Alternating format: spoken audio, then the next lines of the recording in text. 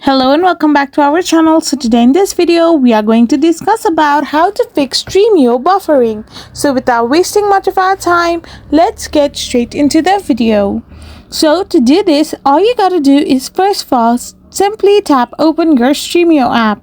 So once you're gonna open your Streamio app, and once you open your Streamio, you can simply go to its settings. So once you're in the settings option, you can simply go and find its cache. So once you do this, you need to simply try to clear its cache, and once you simply clear its cache, you can simply fix the problem of Streamio buffering.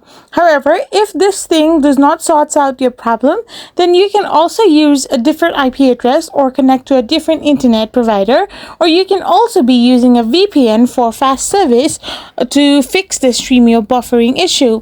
I hope you found this video helpful, so don't forget to hit that subscribe button and do give us a thumbs up. We will be back again with more informative videos. Thank you for watching. We will be back again with more informative and updating videos like this.